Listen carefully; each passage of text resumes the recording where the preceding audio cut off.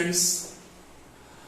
Today in this part of the lecture we will discuss next application of dimensional analysis. Before this you have learned two applications of dimensions. First one, by using dimensions we can change the unit of any physical quantity from one system to other system. And in second application हमने check किया था कि if any equation is given, that equation is whether correct or not, you can find by using dimensional analysis. Now today I am going to discuss third application that is also very important. Okay? Then third application is what? Third application is to deduce the relation between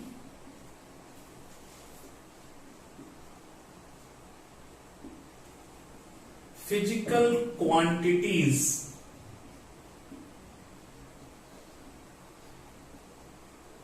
dependent on one another.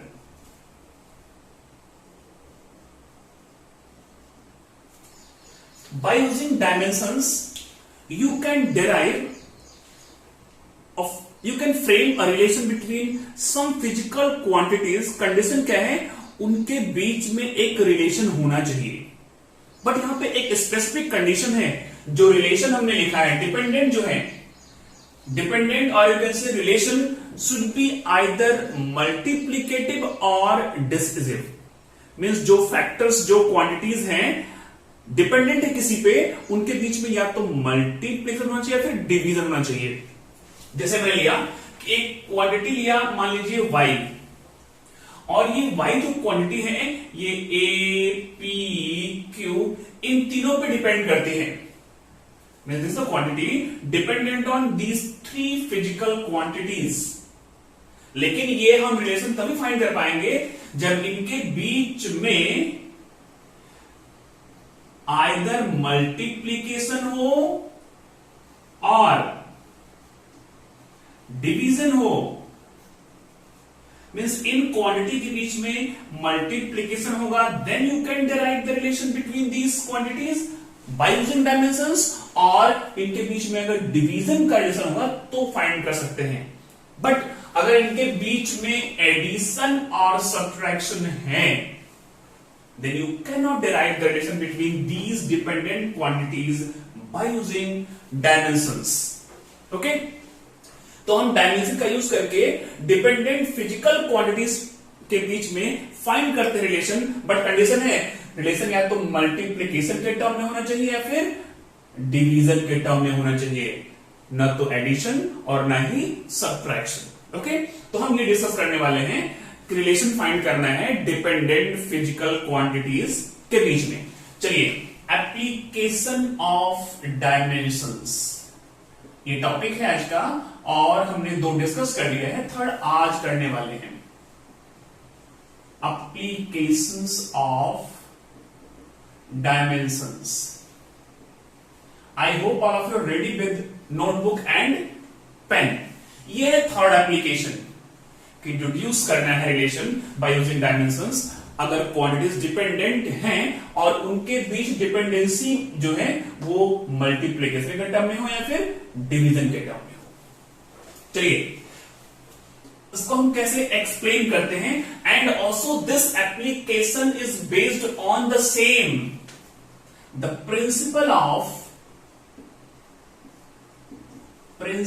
Of homogeneity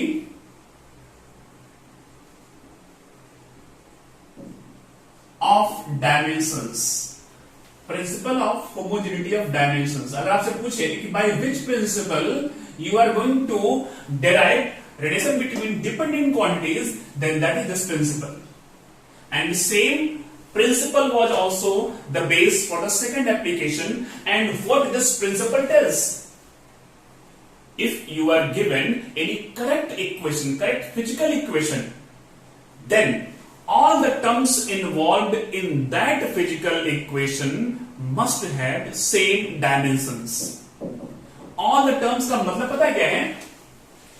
अगर ऐसा लिखा है a is equal to m plus n, तो एक term ये है, एक term ये है, एक टर्म ये है.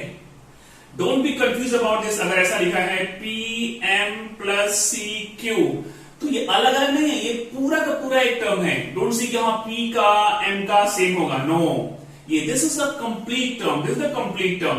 तो by the principle of homogeneity, all the terms, individual terms have same dimensions.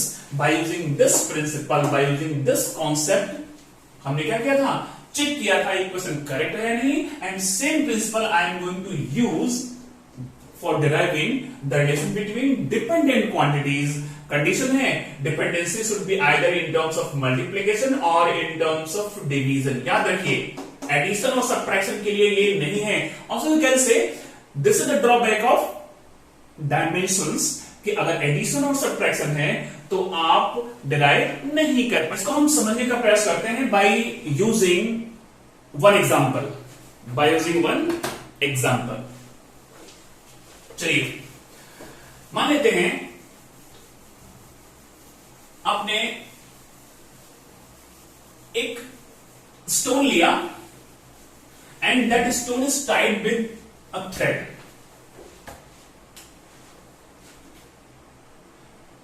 Take a thread of length r and यहां पे हमने एक स्टोन टाई किया है. स्टोन का मास क्या है? m है. एंड नाउ पकड़ के उसको घुमाइए आप सर्कुलर पाथ पे. It will move like this and let its linear velocity is this one. ठीक है. If object is moving on the circular path, then force responsible for this circular motion is called a centripetal force. Is called centripetal force, F. And this centripetal force depends on the radius of circular path, mass of the object performing circular motion, and velocity of the object. इन तीन पे depend करता है. Means F है, it depends upon radius r, mass m and velocity v. इन तीन factor पे depend करता है. अब अगर ऐसा है, आई फाइंड करते हैं कि how these four quantities are inter related. कैसे डिपेंड करते हैं? Got it. चलिए इसके पता चलिए मान लेते हैं कि F is proportional to M, F is proportional to V, F is proportional to R. ये डिपेंड करता है कि अगर मास बढ़ेगा तो फोर्स बढ़ेगा, वेलोसिटी बढ़ेगी तो फोर्स बढ़ेगा, रेडियस बढ़ेगा तो फोर्स बढ़ेगा. Means F depends on these three quantities. Now if you combine these three, you will get like this, M, V, R. इन तीनों पे डिपेंड करता है. ओके. ये साइन जब हटाएंगे तो आपको यहां पे कांस्टेंट लगाना पड़ेगा, that is M, V, R. इसको बोलते हैं कॉमन फैक्टर. ठीक है. अब यहां पे there is one more drawback of dimensions. Dimensions do not tell anything about this constant. ये बताते नहीं कि ये जो कांस्टेंट k है उसकी वैल्यू क्या है. इसके बारे में आपको कोई इंफॉर्मेशन नहीं मिलती है बाय डायमेंशंस. तो k की वैल्यू, k एक डायमेंशन लेस कांस्टेंट है, बट वो है क्या हमको नहीं पता है. तो फिलहाल हम k रखेंगे. Otherwise in some questions k की वैल्यू गिवन होती है. आइए अगर ऐसा है तो हम फाइंड कर लेते हैं दिस वन. यहां पे एक टर्म छूटा हुआ है. ओके. जैसे मैं एक रिलेशन लू कि ratio of age of father and son is 3:1. Ratio of age of father and son is 3:1. It doesn't mean कि फादर 3 साल का है और बच्चा 1 साल का है. ये उनकी एज में रेशियो है। इस रेशियो में एक कॉमन फैक्टर होता है, हो सकता है बच्चा 10 साल का हो तो फादर 30 ईयर के हो, कॉमन फैक्टर है। इसलिए जो हमने लिखा है ये डायरेक्ट हो गया। अब पता नहीं किस टर्म में है, मान लेते हैं m पावर a के साथ डायरेक्ट रिलेशन है, v power b is directly proportional and r power c। ये बड़ा इंपॉर्टेंट है। अब इसकी वैल्यू हमको फाइंड करनी है by using the principal of homogeneity of dimensions. a b and c की वैल्यू फाइंड करनी है और हम पुट कर देंगे तो हमको क्या मिल जाएगा, एक proper relation between f m b and r। तो हमको a b c की वैल्यू फाइंड करनी है by using dimensions on the basis of a principle that is known as principle of homogeneity of dimensions. आइए, तो हमको एक इक्वेशन मिल गया, f is equal to k m power a v power b and r power c। Let it is equation 1। अब करना कुछ नहीं है, आपको दोनों साइड जो क्वांटिटीज हैं उनके डायमेंशंस लिखिए and compare the dimensions of corresponding quantities, then you will get the value of a b c and required relation. चलिए, ये क्या है, फोर्स। फोर्स का डायमेंशन क्या होता है, m1 l1 t माइनस 2। के एक डायमेंशन लेस कांस्टेंट है तो उसका हम डायमेंशन नहीं लिखेंगे। m क्या है, मास। पावर में क्या है, a, that is 1 m power a। v is what, velocity, and dimensions of velocity is l1 t minus 1, but here power is this one, l1 t minus 1 power is b। Radius is what, length, length l1 power is c। Now take the power inside the bracket, you will get m power a, here l power b, t power minus b, and here l power c।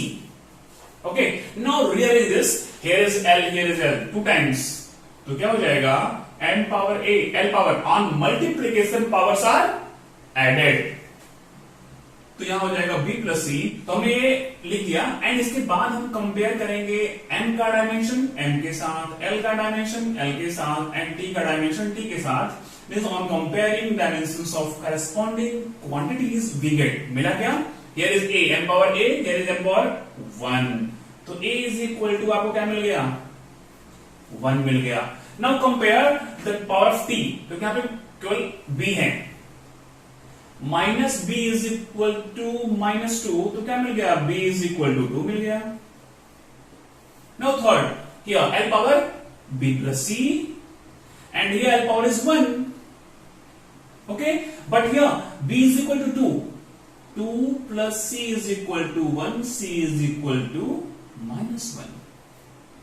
Now we get a is equal to 1, b is equal to 2 and c is equal to minus 1। Now put the value of a, b, c in equation 1।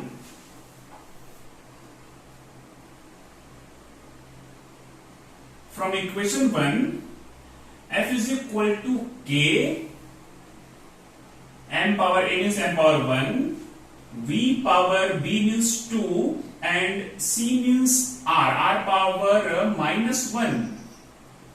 इसको आप rearrange करेंगे, you will get mv square by r।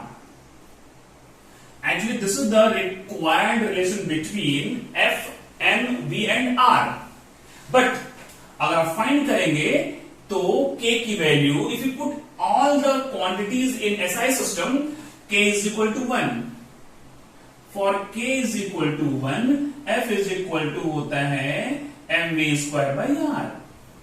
This is the required relation between centripetal force and mass, velocity and radius of the given object। Okay, तो ये हमने कैसे find किया, dimensions का use करके। ओके, सपोज आपको ये कुछ 10%, 5% समझ में आया होगा। Now I am going to discuss next example, कुछ और समझ में आएगा। 3-4 example when I will discuss, you will sure understand 100% of this concept application of dimensions। Third one, कि अगर कुछ क्वांटिटीज गिवन हैं जो डिपेंडेंट हैं तो उनके बीच में क्या रिलेशन है, कंडीशन क्या होनी चाहिए, relation only in terms of multiplication and division होना चाहिए। ओके, इसको नोट कीजिए। इसके बाद हम डिस्कस करते हैं नेक्स्ट एग्जांपल। ओके, चलिए मान लेते हैं एक सिंपल पेंडुलम है। क्या है? Simple pendulum. Discuss about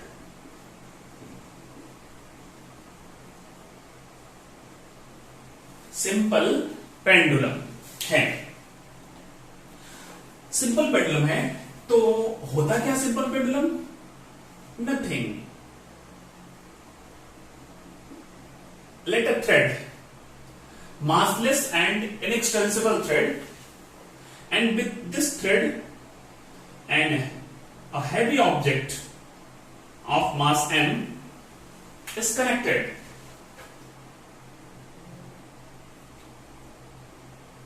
This is called effective length of the simple pendulum. ये अरेंजमेंट इसे बोलते हैं सिंपल पेंडुलम। ठीक है, अगर आपने इसको इस पोजीशन से थोड़ा सा यहां पे लेके आ गए, यहां पे लेके आ गए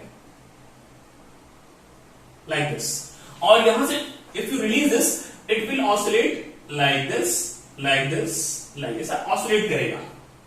सिंपल पेंडुलम, इसका मास ये है, इफेक्टिव लेंथ ये है, and the place where this simple pendulum is kept, उस प्लेस पे acceleration due to gravity is g।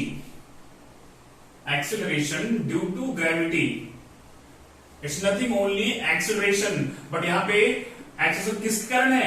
Gravity कारण, वो लेट g है। तो अगर ये ऑसिलेट कर रहा है, then all of you know the time period, a term, time for one complete oscillation, if anything is oscillating about mean position, तो उस mean position से इधर जाना, इधर जाना, फिर आना, दैट इज वन साइकिल। एक साइकिल में जो टाइम लगता है that is called time period. कैसे? मान लेते हैं ये आपका थ्रेड है लाइक दिस, ये अब ये स्टार्ट किया यहां से दिस वन, फिर यहां गया, फिर वापस आ गया, दिस कॉल्ड वन साइकिल। और you can also count start from here, then यहां से जाएगा जाएगा जाएगा, इधर गया मैक्सिमम, अब फिर वापस आएगा यहां तक। It is called one oscillation. From any point you can start, and second time जब वहीं पे ऑब्जेक्ट पहुंचता है तो उसको बोलते हैं वन साइकिल, वन ऑसिलेशन और one vibration. And for one cycle, one oscillation and one vibration जो टाइम लगता है उसको बोलते हैं time period. T is time period. Time period. Time for one complete. Time for one complete cycle. और in the case of simple pendulum, ये जो time period है, यहां पे क्या क्या टर्म पता है? एक तो मास ऑफ द ऑब्जेक्ट है, लेंथ है, एंड दिस वन g है। तो इन तीनों पे डिपेंड करता होगा, ऐसा मान लेते हैं। Means let this time period directly proportional to m power a। Time period is directly proportional to l power b, and time period is also directly proportional to g power c। तीन terms है, mass, length and acceleration. अगर ये तीनों पे depend करता है then ये कैसे रिलेटेड है ये फाइंड करना है by using what? Principal of homogeneity of dimensions. Now you can write T is proportional to m power a, l power b and g power c. T is equal to k m power a, l power b and g power c. ये क्या है? Time period means time only. ये तो constant है जिसका dimension नहीं होता। Mass, length, acceleration. Let me see equation 1 and now write the dimensions of all the terms involved in this equation and find the value of a, b and c. तो actually time का dimension तो t1 होता है, लेकिन I am going to write like this. m नहीं है m0, l नहीं है l0, t है t1, k is dimensionless, k क्या है डायमेंशनलेस, तो उसका डायमेंशन नहीं है। Now m power a, l power b, and ये है acceleration means l1 t minus 2 c। Now open the bracket and rearrange this complete term. You will get m power a, l power b, l power c, t power minus 2c। अब यहां पे l दो बार है, उसको एक साथ ले लीजिए आप। m power a, l power b plus c and t power minus 2c। Children, write every step with 100% concentration कि कहीं कोई टर्म मिस ना हो जाए। Now here is left hand side में m0, l0, t1। सिंपल। अभी आपको m, l, t तीनों के पावर्स और इधर से डायमेंशंस कंपेयर करने हैं, and by comparing you can find a, b and c। Therefore a, m power a, here m power 0 means a की वैल्यू क्या हो गई 0 मिल गया। Okay, here l power 0 and here b plus c, b plus c 0 means b is equal to minus c हो गया, b is equal to minus c। आइए third find कर लेते हैं। minus 2c is equal to 1, तो c is equal to हो जाएगा minus 1/2। c की वैल्यू क्या आ गई -1/2। अब यहां पे पुट कर दो, ये वाली वैल्यू यहां पुट करेंगे तो b इज इक्वल टू हो जाएगा -1/2, ये हो जाएगा 1/2। तो हमको तीन चीज मिल गई, देखिए a is equal to 0, b is equal to 1/2 and c is equal to -1/2। अब ये तीनों वैल्यूज हम पुट करेंगे in equation 1 and you will get the relation for simple pendulum of time period of simple pendulum. चलिए, from equation 1 t is equal to k here, m power 0 because a की value हमने क्या find किया है 0, l power b is 1/2 and g की power c -1/2। Okay, तो हमें क्या मिल जाएगा k, ये 1 हो गया। आप इसको लिख सकते हैं रूट एल, ये माइनस है, यू कैन राइट हियर। तो यहां से क्या मिल गया t इज इक्वल टू के रूट एल बाई जी, ये मिल गया। एंड जो ये है k की वैल्यू आती है 2 पाई, डायमेंशन से नहीं पता है इसलिए लिख रहा हूं मैं, और t is equal to 2 pi root L by G. This is the required relation for the time period of this simple pendulum. चलिए, हो सकता है आपको अब यहां पे कुछ 15, 20, 30% समझ में आ गया हो स्टेप्स कैसे हमको फाइंड करना है। एक बार फिर रिवाइज करता हूं। आपको गिवन होगा कि one physical quantity is dependent on some other physical quantities, ठीक है। अब इनके डिपेंडेंसी के लिए हमने एक बना दिया रिलेशन कि ये कैसे डिपेंड करते हैं, how they depend on other physical quantities. तो हमको एक रिलेशन मिल गया, ठीक है। एंड बाय दिस रिलेशन हमको फाइंड करना है रिलेशन। हमने डायमेंशंस लिख दिया of all the terms and compared the dimensions of corresponding terms, and by comparing I got a, b and c and put के वैल्यू, हमको रिलेशन मिल गया। Got it? Okay. One more example I am going to discuss. Okay. Now the third example क्या है भाई? Suppose an object of mass m is moving with velocity v, and if any object is moving with some velocity,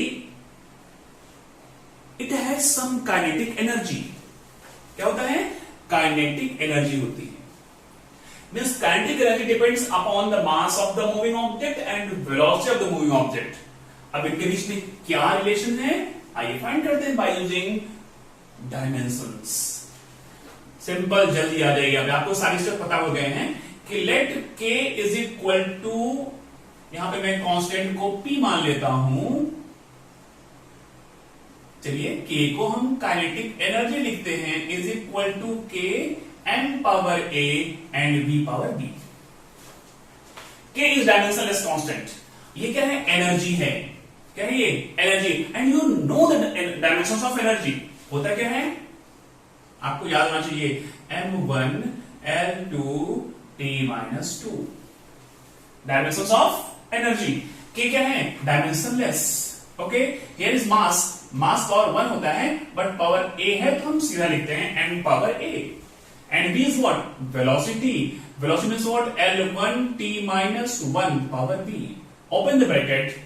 You will get m power A, L power B, t power minus B. And this side is what? M power 1, L power 2, t power minus 2. Compare the dimensions of corresponding terms. You will get A and B की value. चलिए m A, m1. तो A is equal to क्या मिल गया? 1 मिल गया। And from L, L power 2, L power B, तो B की value कितनी हो गई? 2 हो गई। अगर आप T को भी कंपेयर करते हैं तो भी minus B is equal to -2, यहां से भी B की वैल्यू हमको 2 मिल गई। Simple. Now put A and B here in this equation. Therefore kinetic energy is equal to K m power 1 B power 2। तो काइनेटिक एनर्जी क्या हो गया भाई? K mv square. बट आपको पता है कि काइनेटिक एनर्जी का फॉर्मूला होता क्या है? पता है? Half mv square.